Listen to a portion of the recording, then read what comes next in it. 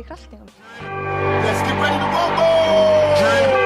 Let's get ready to rumble! Ég á 140 mestu hnébu, 95 kg í bekkpressu og 150 kg í réttstöðulyftu og það allt Íslandsmet í juniorflokki í undir 75 kg og já.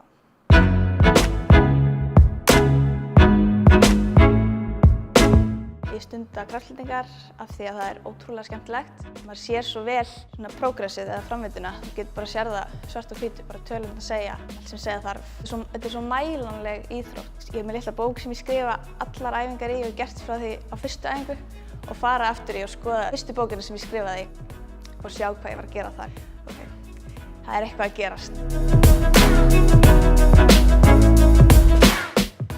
Það frábær hreyfing og maður lærir rosalega mikið af þessu því að það endalaust æfingur sem þú getur gert. Þetta ekkert endilega bara hnébi eða bekkpress og réttstað. Þú veist líka að gera uppbyggingar og alls konar variationir af hverja æfingu fyrir sig og þetta aldrei eins og svo maður líka notar handlóð eða teygjur eða eitthvað svona.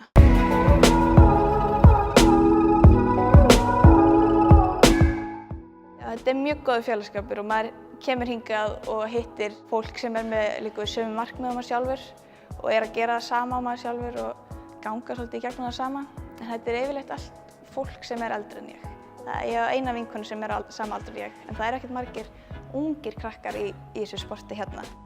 En það bara rosa gaman að mæta hérna á hverjum degi, hitta sama fólkið, æfa saman með geðveika tónlist og það bara svakalega góður andi og allir svo góðir vinir.